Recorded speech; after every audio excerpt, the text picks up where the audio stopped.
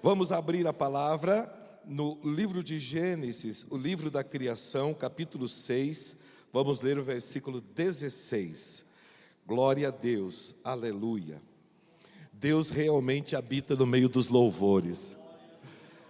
Como a gente sente a presença, a glória do Senhor quando a gente louva e adora o nome dEle, né? É maravilhoso, irmãos. É impossível não sentir a presença dEle, né? Porque Ele está presente.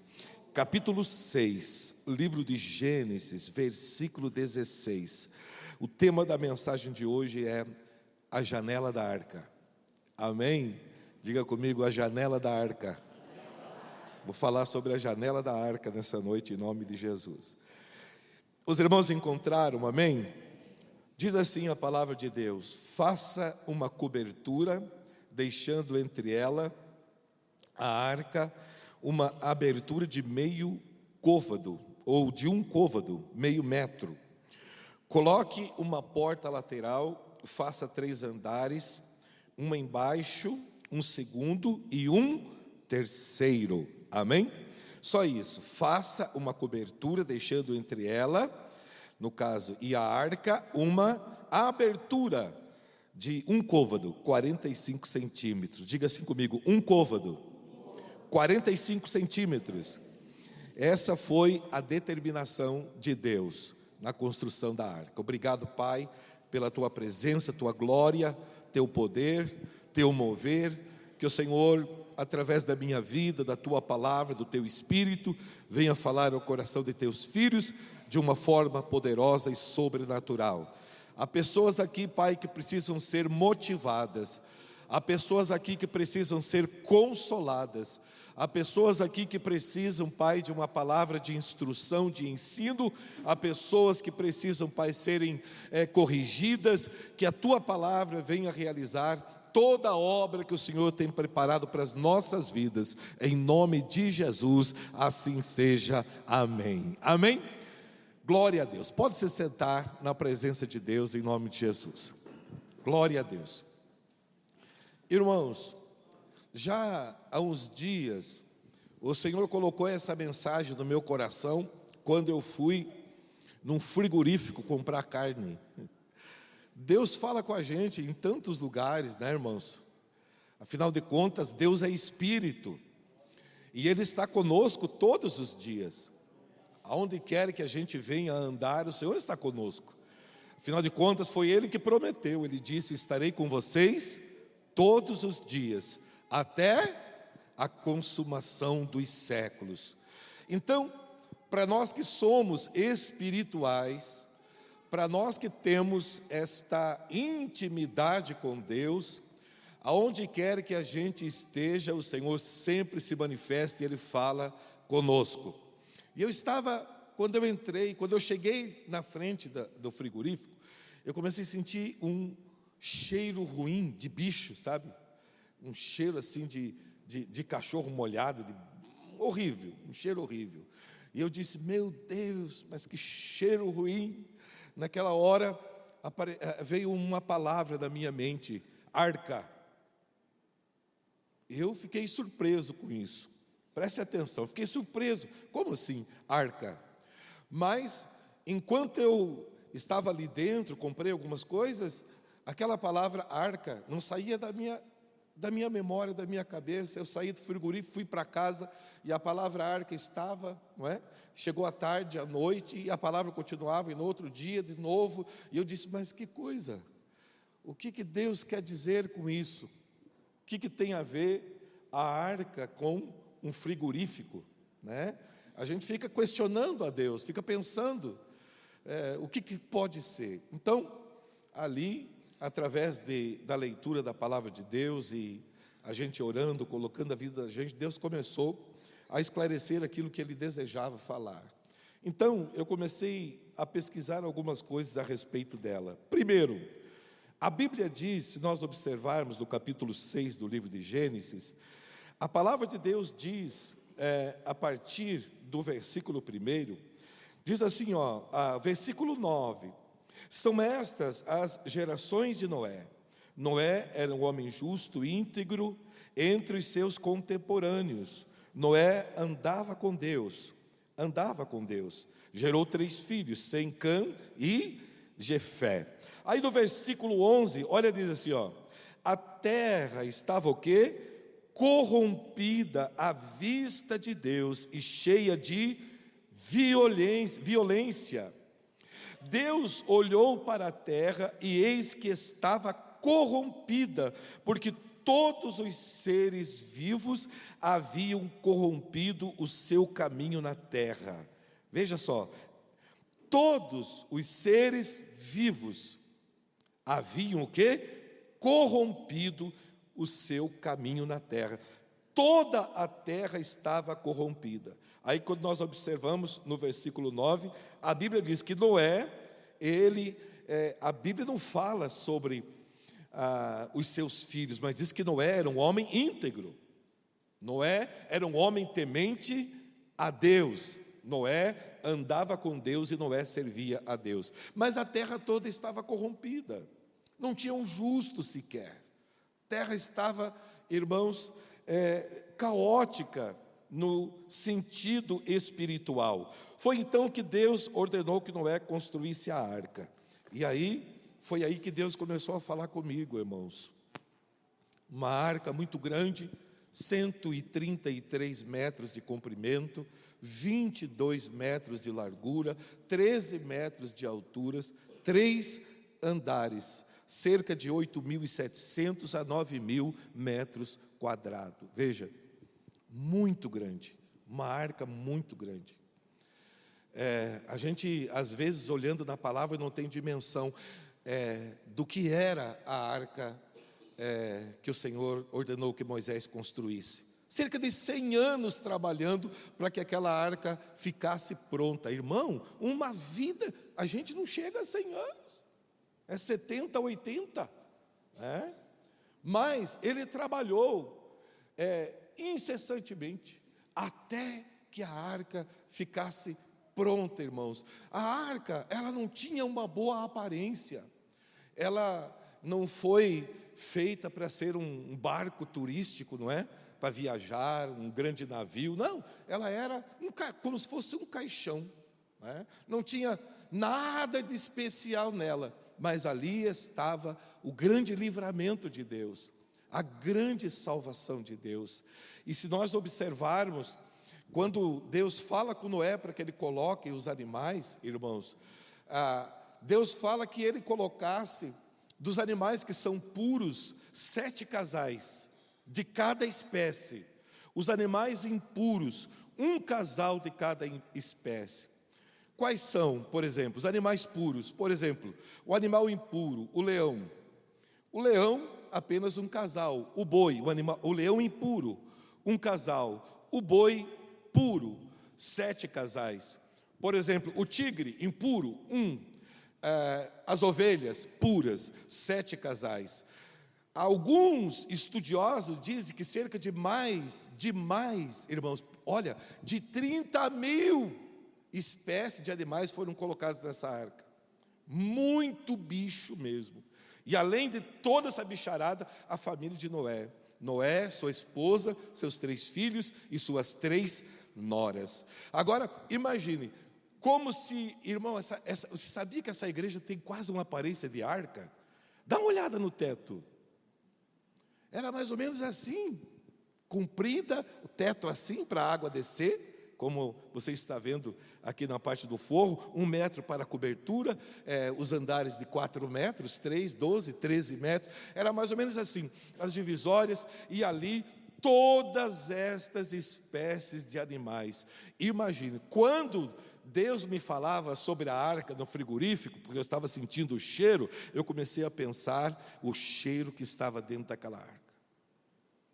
Mais de 30.000 bichos, espécie de bicho, aquela bicharada toda, defecando lá dentro.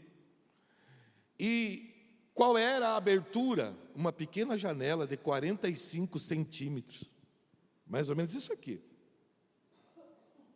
Como se fosse lá, dá uma olhada lá naquele climatizador. Ali, ó, de fora a fora, estava ali aquela aberturazinha, irmãos, para 3 andares e toda aquela bicharada lá dentro. E lá dentro estava a família de Noé, trabalhando, tratando e cuidando daquela bicharada. Imagine a dificuldade que eles ficaram lá dentro. Agora, pense bem, irmão. Olha, coloque dentro do mesmo lugar 4 casais. 3 filhos, o pai, 3 nora, uma sogra, 3 nora. Já pensou? Sabe quanto tempo eles ficaram dentro da arca? 377 dias. As noras todo dia levantavam de manhã, dava de cara com a sogra.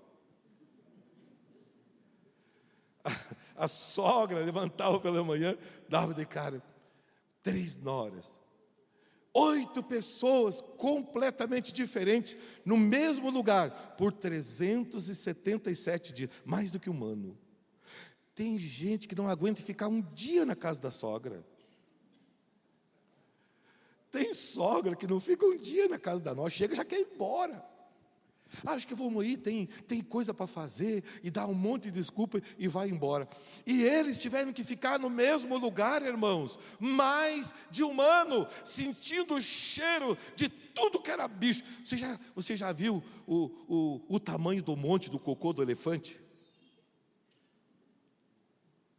Lá tinha elefante, tinha girafa, tinha búfalo, estava lá toda aquela bicharada, e eles ali trabalhando todo esse tempo. Agora, eu digo para você, quando começou a chover, o dilúvio chegou, e as pessoas começaram a morrer, o que aquelas pessoas que estavam fora da arca dariam para entrar dentro dela?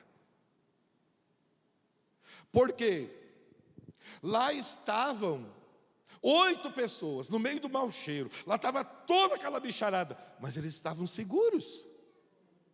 Estavam seguros, irmão, porque não chovia lá dentro. A inundação estava lá fora, a morte estava lá fora. Pais viam seus filhos morrerem afogados, filhos viam seus pais morrerem, porque a palavra de Deus diz que a chuva foi tão intensa, 40 dias, 40 noites, e as veias de águas abertas, jorrando água, irmão, de uma intensidade tão grande, que a maior montanha da face da terra, a água passou cerca de 15 côvados, 7 metros. Nenhuma montanha, nada ficou fora da água. A terra toda com suas montanhas foi submergida, ficou debaixo da água. Não havia vida fora, havia vida apenas lá dentro.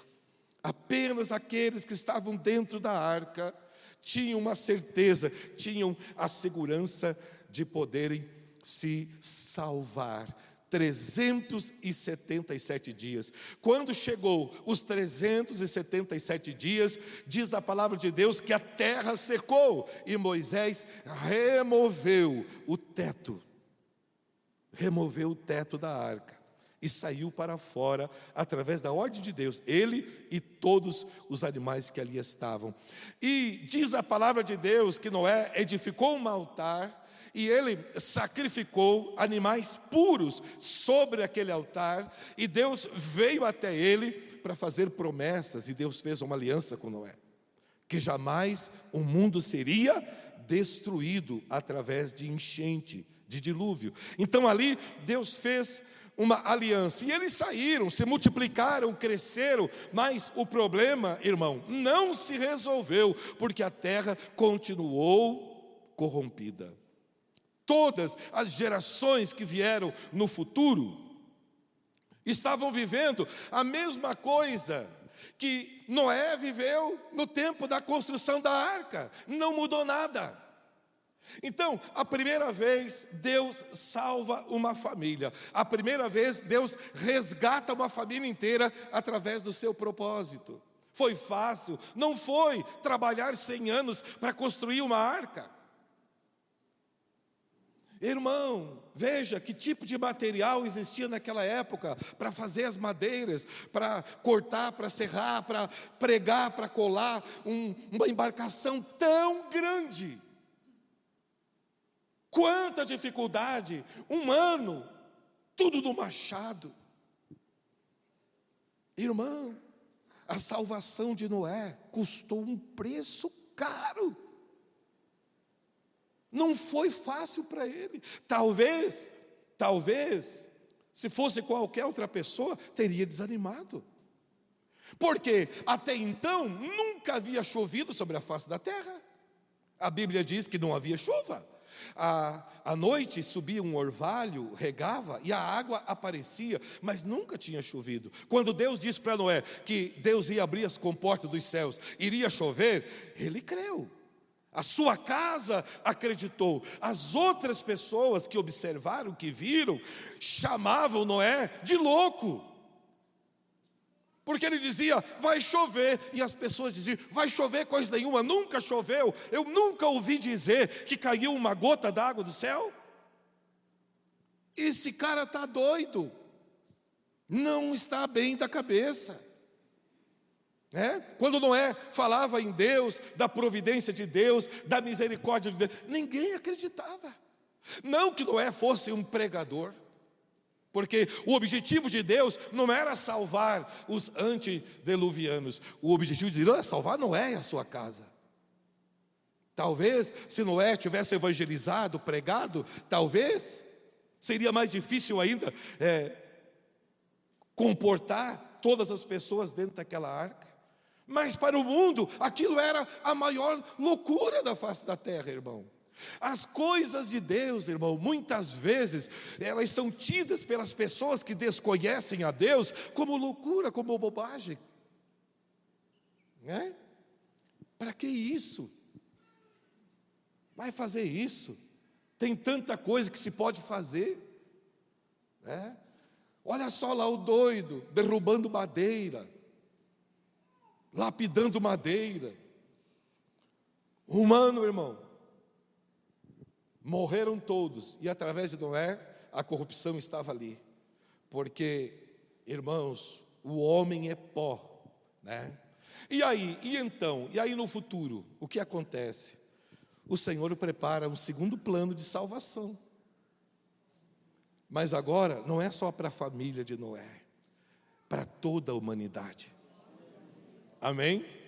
Agora não é uma arca. Não é uma arca, mas sim a igreja.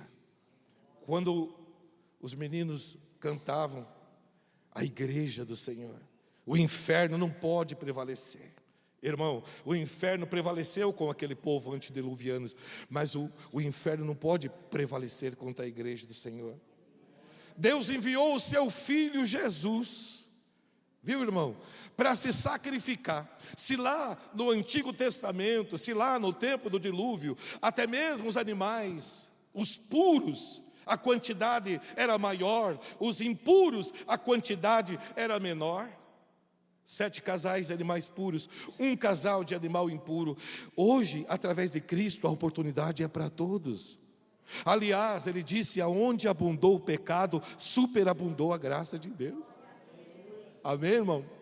Se fôssemos daquela época de Noé, seríamos impuros, e o plano de Deus seria restringido sobre a nossa vida. Mas fazendo hoje parte da comunidade da graça, da dispensação do Espírito Santo, todos nós temos a oportunidade da salvação. Todos nós podemos alcançar a salvação. Por quê? Porque agora o sacrifício não está mais sobre o povo. Antes do dilúvio, o povo foi sacrificado. Agora o próprio Deus se sacrifica pelo povo. Jesus vai para a cruz para nos salvar.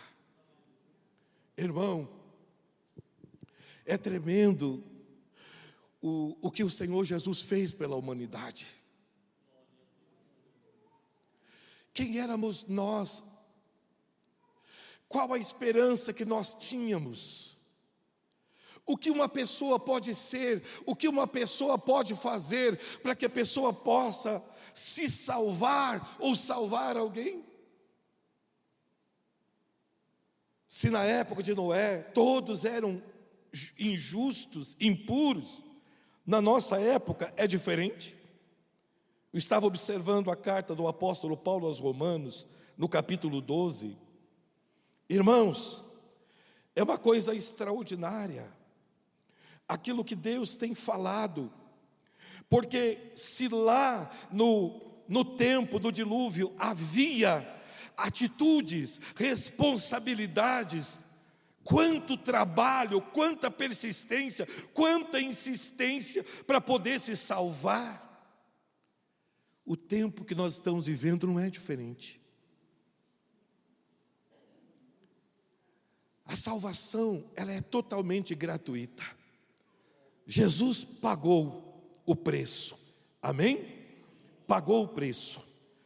Ele se entregou, pagou. A morte dele nos redimiu. A morte dele nos libertou, né?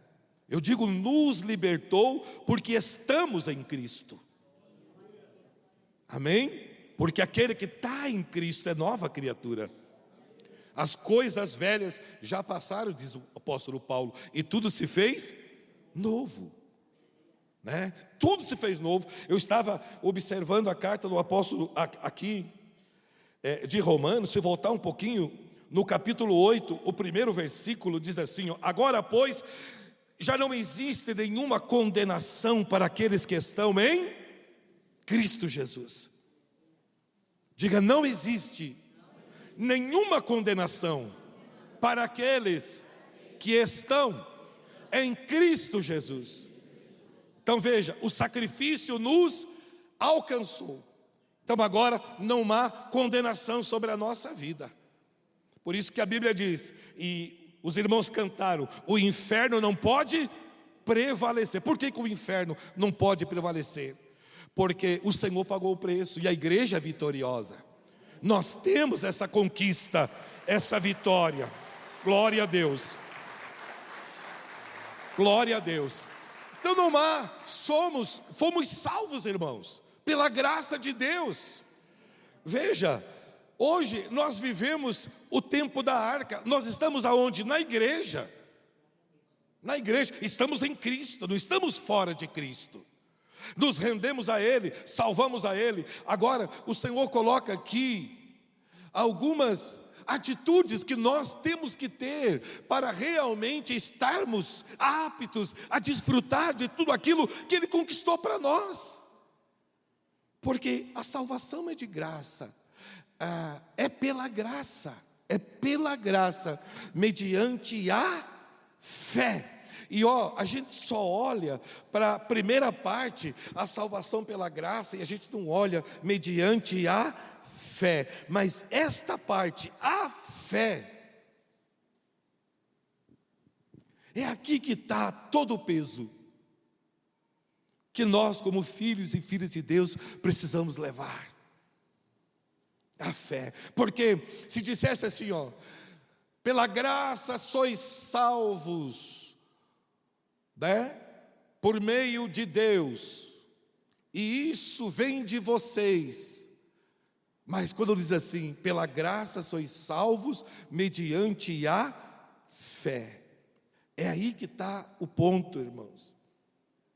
A fé que estava em Noé e fez com que ele construísse aquela embarcação. A fé que não existia no coração daquele povo que estava contaminado pelo pecado. É aí que faz a diferença. O que eu posso fazer para me salvar? Todas aquelas pessoas que estavam dentro da arca, até mesmo Noé, apesar de ser justo, não era perfeito.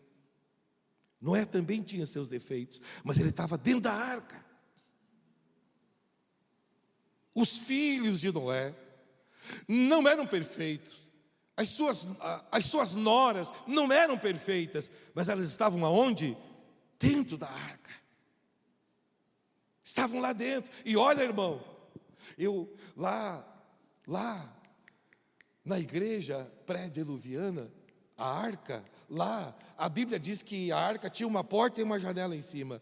E a porta, quando entrou o último animal e entrou a família, diz a Bíblia que um anjo veio do céu e selou a porta da arca por dentro. Por dentro. O anjo foi lá e selou a porta. O que é selar? Soldou. Nem Noé não podia abrir, e nem quem estava fora podia abrir. Noé fechou, estava fechado. Quem estava lá fora não podia abrir, né? A porta estava selada. Mas a arca dos nossos dias, a porta está selada, irmãos? Abra a porta aí, irmãs. Abra a porta. Olha lá. As portas estão o quê? Abertas. Você olha lá na porta, ó. Olhe para trás. Quem quiser entrar ali. Você sabia que tem pessoas que passam aleatoriamente aí na frente e verem a porta aberta e entram? Agora, você já pensou se estivéssemos nós aqui dentro da igreja e o anjo descesse e fechasse a porta por dentro para que ninguém pudesse entrar? Mas não, a porta está selada por dentro. Esse é o primeiro detalhe. Qual é o segundo detalhe da igreja do nosso tempo? A porta está aberta, qualquer pessoa pode entrar, mas infelizmente qualquer pessoa também pode sair. Qualquer pessoa pode sair. De repente alguém sem esperança chega e entra. De repente alguém já, quem sabe, lavado, limpo, purificado pelo Senhor, vê a porta aberta e resolve sair. Qual era a grande preocupação de Deus, irmão? Em selar a porta, era impedir que as pessoas de fora entrassem, ou também impedir que as que estavam dentro saíssem? Porque Deus tinha um propósito com aquelas 4 famílias. Assim como Deus tem um propósito com cada família nos nossos dias. Viu, irmãos? A fé vai fazer com que a gente viva tantas batalhas, irmãos. Com que a gente venha se adaptar àquilo que Deus tem escrito. Sabe que eu vejo aqui essa carta de Paulo aos Romanos, são 16 capítulos. Meu Deus, é uma Bíblia. É uma Bíblia. Apenas alguns poucos versículos, querido. Se observarmos aqui no capítulo 12, a partir do versículo 9, Paulo dá aqui algumas palavras que nós precisamos, na condição de igreja e estando por dentro da igreja, viver em nossas vidas. Porque naquele tempo ninguém podia sair e ninguém podia entrar. Agora Deus dá o livre-arbítrio. Entra quem quer e sai quem quer. Mas as responsabilidades, querido, são grandes. Aqui no versículo 9 ele diz aqui, ó, algumas recomendações. Fala assim, ó, o amor seja sem hipocrisia. Odeiem o mal e apeguem-se ao bem. O amor tem que ser verdadeiro. Irmão, tinha pessoas dentro da arca que não sabiam o que estava acontecendo lá fora. E eu te garanto que teve gente que disse assim, mas por que eu entrei aqui? Eu não devia ter entrado. 377 dias fechado aqui dentro nesse mau cheiro. Ninguém ficou lá por amor, ficaram porque eram obrigados. Eles não podiam sair. Hoje temos a liberdade para sair. O que precisamos ver e entender é, será que vale a pena morrermos afogados lá fora? Não pode ser fingido. Amem uns aos outros com amor fraternal. Quanto à honra, deem sempre preferência aos outros. Quanto ao zelo, não sejam preguiçosos, sejam fervorosos no espírito, servindo ao Senhor. Olha aqui, ó, versículo 12: alegrem-se na esperança, sejam pacientes na tribulação, perseverem na oração. Alegrem-se. Sejam perseverantes na tribulação. O que são as tribulações? São as dificuldades, irmãos. São as batalhas, são as percas que a gente tem na vida. Quantas, irmãos? Não é um mar de rosa a nossa vida. Não foi um mar de rosa para Noé, e não é um mar de rosa para nós. É difícil viver pela fé. É difícil abrir mão de tantos conceitos, de tantas coisas, que a gente tem, sonhos.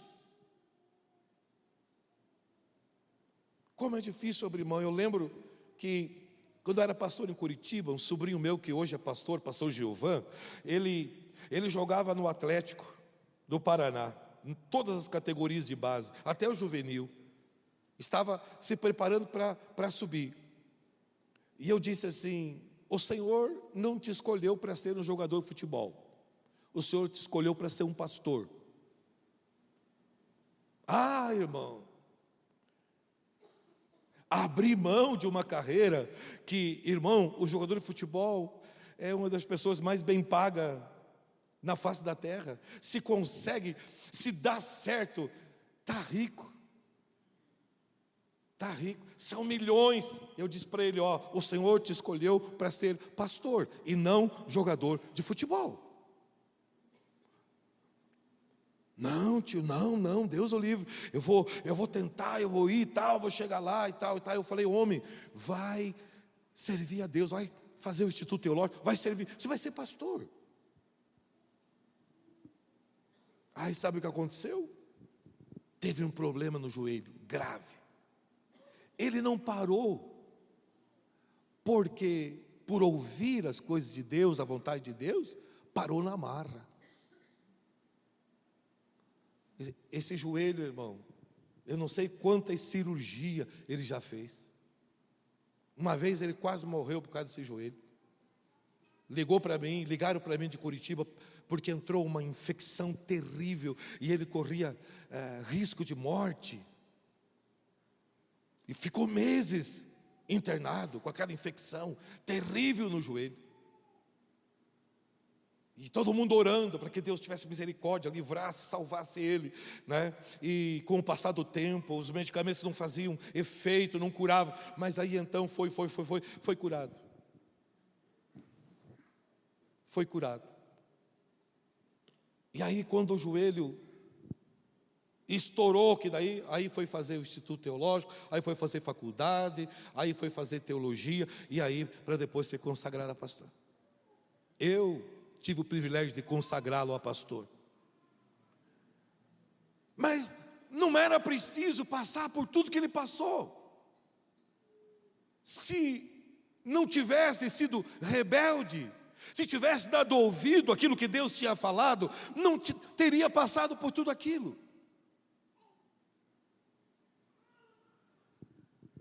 É tão simples, irmãos, quando a gente ouve a palavra de Deus, quando a gente ouve a voz de Deus e faz a vontade de Deus, é tão fácil, irmão. Mas quando a gente não ouve, você lembra quando Jonas foi chamado para ir para Nínive, e ele foi para o lugar oposto, foi para o porão do navio, e o que aconteceu? Deus tirou ele do porão, jogou ele na água, ele foi para o ventre do peixe.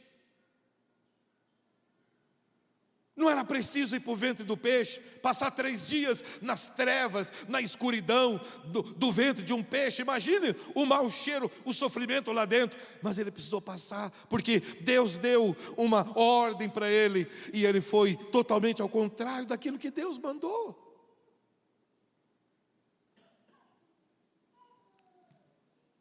Por que às vezes a pessoa precisa passar, irmão, por tanto sofrimento, irmão, sendo que quando a pessoa dá ouvidos a Deus, irmão, as portas se abrem, a bênção de Deus vem de uma forma poderosa, sobrenatural, tudo dá certo na vida da pessoa. Mas não é Deus que dificulta o nosso caminho, somos nós que queremos dificultar os propósitos de Deus.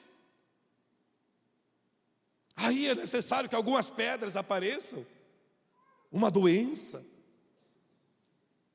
um câncer, Aí é necessário que coisas ruins venham. Por quê? Porque a pessoa não dá ouvido. Deus está dizendo, eu tenho um plano, eu quero fazer algo, eu quero realizar algo. Mas a pessoa está sempre freando a Deus. Não, não é tempo ainda, é muito novo, eu estou muito novo. Espere, quem sabe o ano que vem, quem sabe daqui 2 anos, 3 anos. Mas o propósito de Deus não é para daqui 2 anos, 3 anos. O propósito de Deus é para quando Ele chama, irmãos.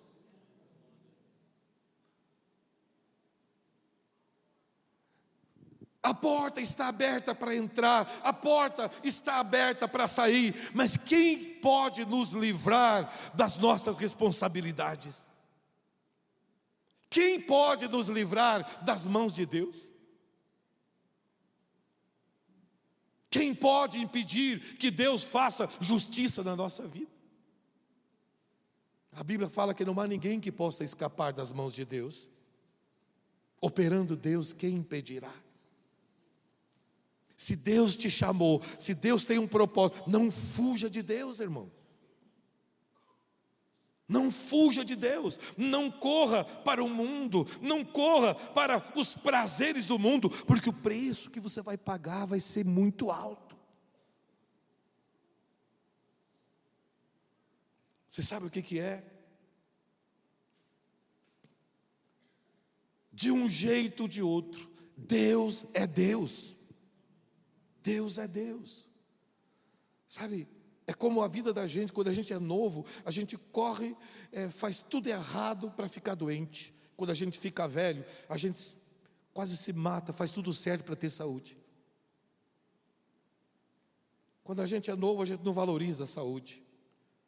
Quando a gente fica velho, a gente abre mão de tudo por causa da saúde. Vem uma doença, vende casa, vende carro, vende tudo para se curar.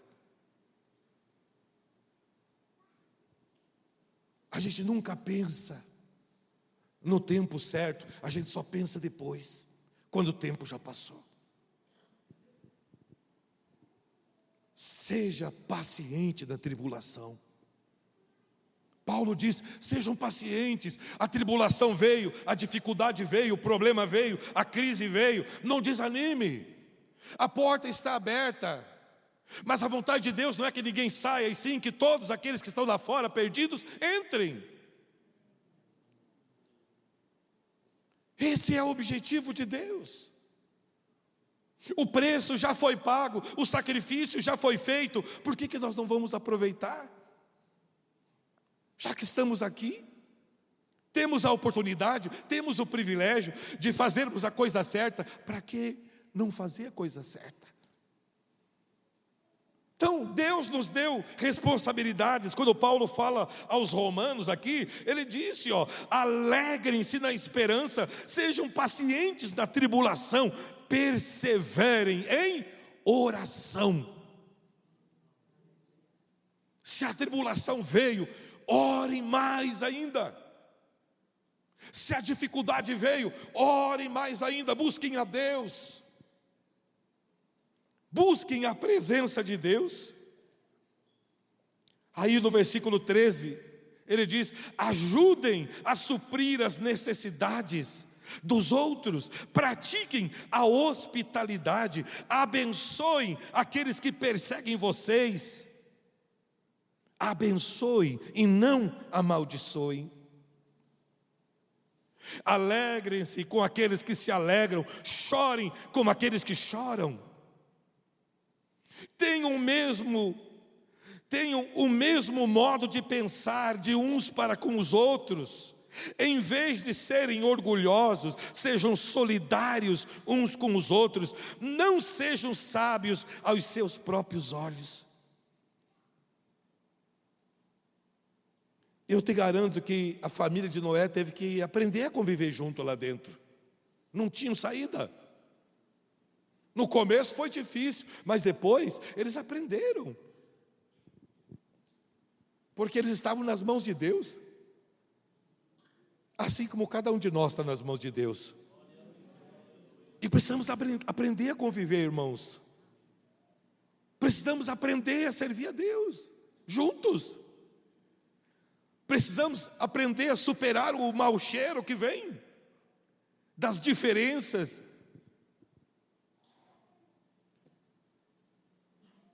Porque isso é uma coisa natural. Não vai ser diferente. Sabe, as pessoas ainda buscam uma igreja perfeita.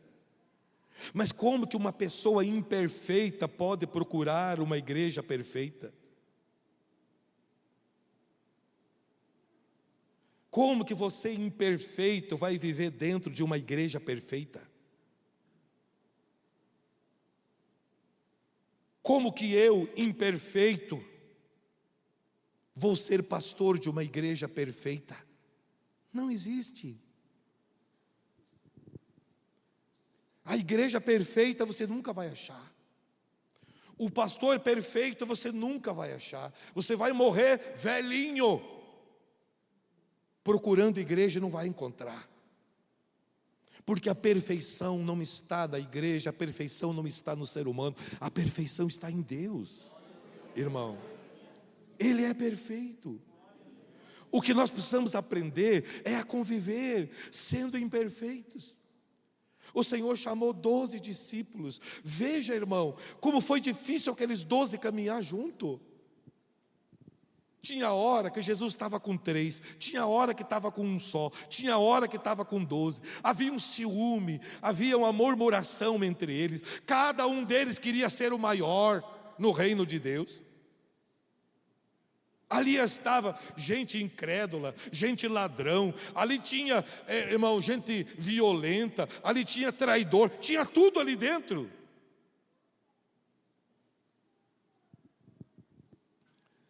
Jesus chamou alguém perfeito, irmão? Quando a gente olha para a Bíblia, que muitas pessoas adoram esses apóstolos como deuses, e a gente olha para as fraquezas deles, são as mesmas nossas.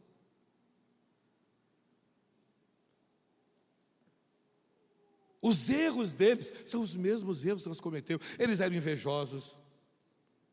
Jesus chegou a repreender Pedro mais de uma vez, dizendo: para trás de mim, Satanás. Jesus disse: Pedro, você deixou o diabo entrar na tua boca, na tua vida. Porque pensa que foi fácil para Jesus caminhar com 12 pessoas, 3 anos e meio. Não foi fácil, irmão. 12 incrédulos. Quantas vezes Jesus falou para eles: homens de pequena fé. Quantas vezes Jesus disse para eles: vocês precisam viver a verdadeira fé, a aliança. Irmãos, todo dia, dia e noite, Jesus discipulava e evangelizava aqueles 12. E quando Jesus morreu, os 12 abandonaram Jesus. Porque eles eram imperfeitos, como nós somos.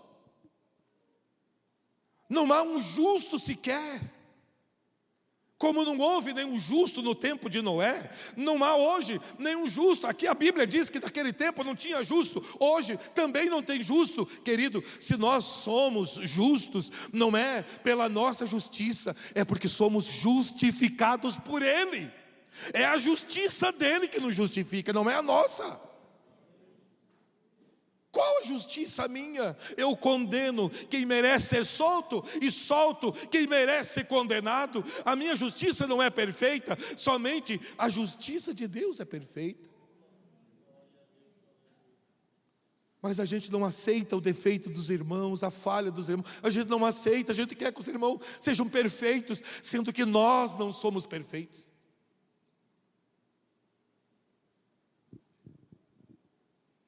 A gente quer que as pessoas sejam o que nós não somos. A gente quer que as pessoas façam o que nós não fazemos. A gente quer que as pessoas vivam o que nós não vivemos.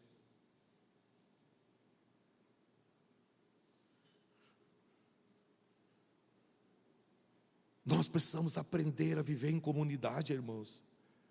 Se você olhar uma família, a família é cheia de defeitos.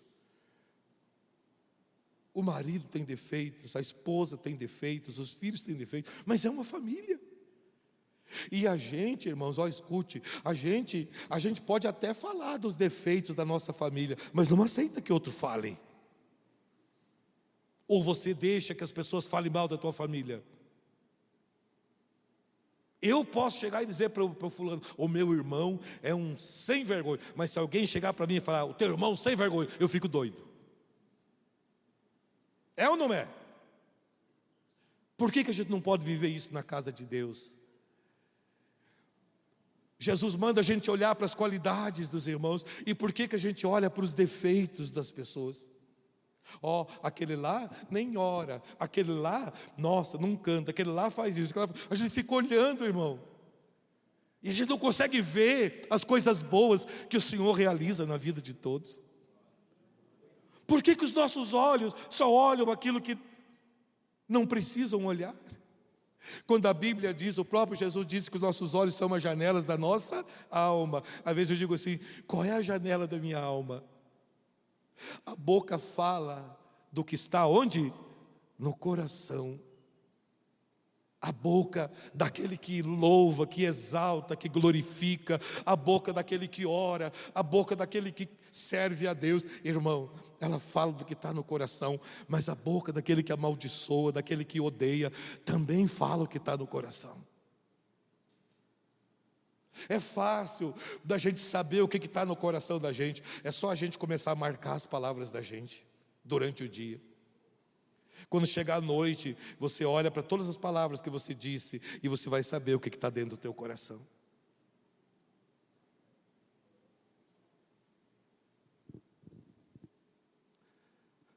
Não corra atrás de igreja perfeita, irmão. Você nunca vai achar. Não corra atrás de pastor perfeito, porque você vai se decepcionar um monte.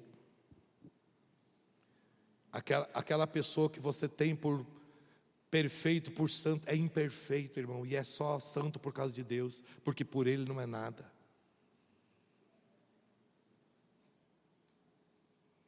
Nós temos que viver a verdadeira fé, irmão, amando uns aos outros e respeitando uns aos outros. Fulano tem defeito, eu também tenho. Aliás, você sabe qual é a maior humildade de uma pessoa? É quando ela olha para o outro e considera o cara superior a si mesmo. Quando eu olho para a pessoa e falo: esse cara é mais crente que eu, é mais santo que eu, é mais de Deus do que eu. Quando eu falo isso é sinal que eu estou sendo o quê? Humilde. Mas quando eu olho para a pessoa e digo: quem é esse fariseu? Quem é esse incircunciso? Quem é esse cara? Porque eu sou isso, eu sou aquilo. Aí quer dizer o quê? Que não há humildade em mim, mas sim orgulho. O que eu penso das pessoas é o que eu sou. Irmão, essa igreja aqui não é perfeita. Essa igreja aqui tem um monte de defeito. Mas nós estamos caminhando na presença de Deus. E nós sabemos que nós temos defeitos. Nós reconhecemos que nós temos defeito. Mas nós estamos seguindo a perfeição. E a cada dia estamos sendo aperfeiçoados pelo Senhor. Amém. O dia que nós formos perfeitos, aí o Senhor vai nos levar. Porque enquanto a gente for assim, nós vamos ficar por aqui lutando. Amém? Porque nós estamos sendo aperfeiçoados. Então, quando você olhar para os irmãos, não espere que o irmão vá te agradar em tudo. Ele vai te decepcionar, porque ele é humano. Como você decepciona as outras pessoas, ele também vai te decepcionar. Mas isso não nos deixa fora do céu, se estivermos em Cristo. Isso nos traz uma responsabilidade maior de servirmos a Deus. Então, se a arca de Noé tinha cheiro ruim, a igreja também tem. A igreja, apesar de ter uma cadeira boa, apesar de ter, às vezes as irmãzinhas queridas passam tudo que é coisa cheirosa na igreja, né? Elas fazem de tudo, mas existe mau cheiro, existe pecado, porque todos nós somos pecadores, mas o bom perfume de Cristo nos purifica e nos limpa, e nos perfuma. Amém? Porque Cristo é o bom perfume, é Ele que nos perfuma, é Ele que tira o mau cheiro das nossas vidas. Quando nós nos prostramos diante dEle e confessamos os nossos pecados, Ele vem com o seu amor, graça e misericórdia, nos purifica e nos limpa, irmão. sabe? Aí o Espírito Santo vem com aquele perfume e ele passa em nós, aquele perfume glorioso. E aí o Senhor olha para nós, e quando a gente abre a boca, ele sente o cheiro da adoração, porque foi limpo, purificado pelo Espírito Santo de Deus. É isso que Deus tem para nós, irmãos. Glória a Deus. O bom perfume de Cristo. Mas eu não aceito, pastor, eu não aceito falha. Irmão, eu não posso não aceitar dos outros aquilo que acontece para mim, em mim. Você sabe que Paulo, mesmo depois de ter sido purificado, salvo, e depois de ter sido feito ministro do Evangelho, apóstolo de Cristo, o apóstolo Paulo sempre dizia: entre todos os pecadores eu sou o pior, porque eu persegui a igreja do Senhor. Paulo dizia: aquilo que eu tento fazer eu não faço, eu sou um pecador, eu sou falho. Imagina, quando eu escuto Paulo falar essas coisas, eu olho para mim e digo: Senhor, se Paulo, que viveu para Deus e morreu para Deus, era um cara imperfeito, quem sou eu? Nós somos imperfeitos, mas Ele nos aperfeiçoa. A diferença, irmão, sabe aonde que está a diferença? A diferença está assim, os que estão dentro da arca, eles ouvem a palavra, eles se humilham e eles pedem perdão e Deus perdoa. Os que estão fora da arca vão se humilhar para quem? Para quem que você vai se humilhar? Então, irmão, eu quero te dar um conselho hoje. Pastor, tem uma tentação que eu não consigo vencer, tem uma fraqueza na minha vida que eu não consigo superar. Pastor, já faz tempo que eu estou na luta. O meu conselho para você é: não desista. Não desista. Combata o bom combate da fé. Não saia da presença de Deus, não saia da igreja, porque Deus é poderoso. A qualquer hora, a qualquer momento, Ele pode te libertar, Ele pode te dar vitória. Enquanto você estiver na presença de Deus, há uma esperança para a tua vida. Mas quando você sair da presença de Deus, quem vai te socorrer? Quem vai te livrar? Paulo diz: quem nos livrará do preço dessa morte? Quem? Um dia uma pessoa falou: pastor, fulano está indo lá na tua igreja? Eu falei: está sim. O que está fazendo lá aquele cara? Eu falei: está lá, servindo a Deus. Servindo a Deus? Aquilo lá é um caco. A pessoa falou para mim. Eu falei: é? E que lá não tem jeito. Eu falei: pois é, mas está lá dentro da igreja. Está lá. Eu vejo ele sempre lá, às vezes ajoelhado, orando, chorando. Vejo ele lá, ele luta, ele batalha. Às vezes não consegue vencer, mas ele está sempre lá. Está sempre na luta. Mas o que está fazendo lá dentro? Está servindo a Deus. Eu falei: e você, onde é que você está? Onde é que você está? Lá fora criticando aquele que está lá na igreja? Lá fora dizendo que o cara que está na igreja não devia estar lá? Se ele é pecador, lá é o lugar dele. Porque a casa de Deus, a presença de Deus é lugar dos pecadores. Porque quem não precisa de Deus, irmão, quem não precisa de Deus, para quem está na igreja? Eu disse: ele está lá.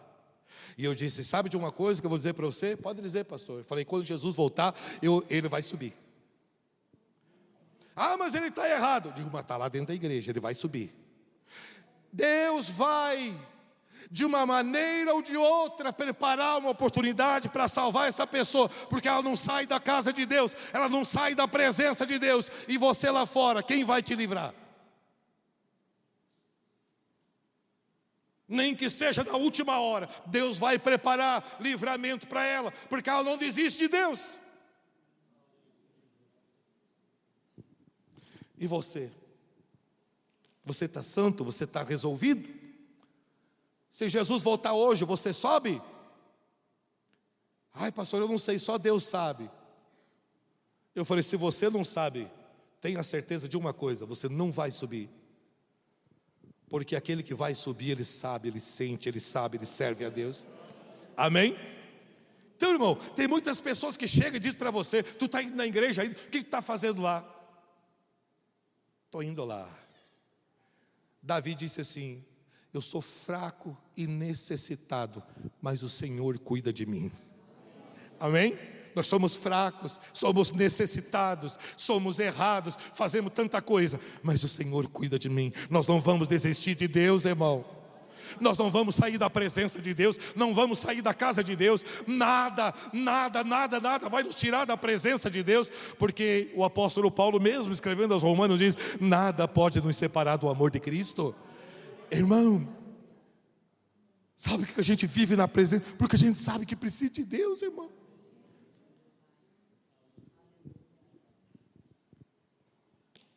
Um dia eu disse para uma pessoa, alguém falou assim para mim: pastor, você ainda tem paciência com aquele cara? Você tem paciência com aquele cara ainda, pastor? Por que não mandou aquele cara? Eu disse: meu Deus, estou feliz que aquele cara está lá, rapaz. Mas o cara dá tanto trabalho. Eu falei: mas não tem problema nenhum, está lá na casa de Deus, na presença de Deus. Eu falei: aquilo que para você é uma lástima, um peso, para mim faz parte da minha missão. Porque, irmão, a gente vai só andar com os bons? Quando é família, a gente anda com os bons e suporta os maus. Suporta os maus. Eu conheço famílias, irmãos, de algumas pessoas que vão para a igreja, outros que são bandidos, assassinos, bandidos, mas é família. Eu não quero que seja bandido, mas é meu sangue. Tu vai fazer o quê? Tu vai virar as costas? Tu vai abandonar? É tua família. Não importa quem seja. Irmãos, olha quantas vezes eu morei em Curitiba 13 anos, e a penitenciária de Piraquara, volta e meia, dava aquela briga, e quebravam tudo, e incendiavam. E aí, na frente da prisão, tem uma grade alta, e quantas mães, irmãos, agarradas, e pais naquelas grades, gritando: meu filho está aí. E quando saía a notícia que já tinha filho morto lá dentro, já tinha morte, as facções começavam a se enfrentar, e uma matar as outras, aquelas mães desesperadas, agarradas nas grades, choravam, gemiam, os pais, porque o filho estava lá. E tinha mãe que, mesmo sabendo que o filho estava lá condenado, dizia: meu filho é inocente. Meu filho é inocente. Não importa, a gente sempre se sacrifica pela família de Deus, pela família da gente. O que Deus espera de cada um de nós? Que a gente venha entender isso, irmãos. Ser um corpo na presença de Deus, porque nós somos membros do mesmo corpo. Eu conheço algumas pessoas que têm alguns defeitos genéticos nas mãos. Eu conheci uma pessoa que tinha um problema no braço, outra que tinha um problema no dedo, alguns problemas sérios genéticos, mas aquele membro defeituoso faz parte do mesmo corpo, e a pessoa cuidava daquele membro defeituoso. Por quê? Porque faz parte do corpo. Faz parte do corpo. Aquele membro, irmão, sente dor. O corpo inteiro sente dor. O corpo inteiro sente dor. Quando a gente aprender a sentir dor pela imperfeição de alguns membros, a gente vai saber o que é viver o verdadeiro amor na presença de Deus. A verdadeira fé, aceitar uns aos outros, independentemente dos defeitos da pessoa. Você está comigo? Está na igreja. Não vai, sabe? Não sei, Deus sabe. Amém? Eu quero encerrar aqui, aonde ele diz assim, não pague a ninguém mal por mal, procurem fazer o bem diante de todos. Se possível, se depender de vocês, vivam em paz com todas as pessoas. Se depender de você, tenha paz. Meus amados, não façam justiça com as próprias mãos, mas deem lugar à ira de Deus, pois está escrito: a mim pertence a vingança, eu a retribuirei, diz o Senhor. Façam o contrário. Se o seu inimigo tiver fome, dê de comer para ele. Se tiver sede, dê de beber, porque fazendo isso você amontoará brasas vivas sobre a sua cabeça. E não deixe vencer pelo mal, mas vença o mal com o bem. Amém? Então eu quero que você tome uma posição, meu irmão. Eu sou a igreja do Senhor, eu faço parte da igreja do Senhor. Eu não sou uma igreja separada, eu sou membro do corpo da igreja. Eu estou dentro da arca, não estou fora. A chuva está lá fora, o dilúvio está lá, as mortes estão lá, mas eu estou na presença daquele que tem vida abundante. Amém? Na presença dele, em nome de Jesus. Glória a Deus. Aquela janelinha, irmão, ela tinha 45 centímetros, mas era por aquela janelinha que Noé via o céu. Aquela janelinha tinha 45 centímetros, mas era por aquela janelinha que Noé orava a Deus. Era um lugarzinho apertado, apenas sabe, aqueles lutador lá da antiguidade que usavam um roupão com um negocinho assim. Então Noé olhava lá ele via o céu, as estrelas, lá ele via a esperança. De dentro da arca, no meio dos problemas, aquela janelinha, ela trazia ânimo e vida para ele, trazia o ar para ele respirar. Amém, irmãos? Então, hoje o Senhor nos deu uma arca, o Senhor nos deu um lugar, nos deu um Salvador. Os céus estão abertos, querido. As janelas estão por todos os lados. Nós podemos servir a Deus com fidelidade. O cheiro não vai te matar. O que vai te matar é se você for para fora. Se tiver problemas, irmão, supere os problemas. Supere as dificuldades. Vença. Não saia da arca. Não saia da igreja. Porque é contra a igreja que o inferno não pode prevalecer. Jesus disse, quando ele purificou o templo: a minha casa será chamada casa de oração, casa para todos os povos. Irmãos, Israel hoje tem algumas sinagogas, mas o grande templo não existe mais.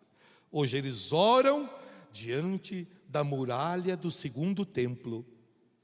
Tem uma muralha e chama-se o Muro das Lamentações. O povo de Israel, eles vivem hoje, com relação à igreja, o tempo das lamentações. Mas a igreja do Senhor, ela vive o tempo da adoração. Porque Jesus disse que o tempo da adoração chegou. Ele falou assim: o tempo dos verdadeiros adoradores. Amém? Para eles, aquilo é uma muralha para lamentar. Deus, quando que o Messias vai vir? Para nós, a gente já diz: Deus, obrigado, porque o Senhor já enviou o Messias e nós somos salvos. Amém? Glória a Deus, somos salvos. O Senhor já enviou e nós já recebemos Ele na nossa vida. Amém? Fique de pé, irmão, na presença do Senhor.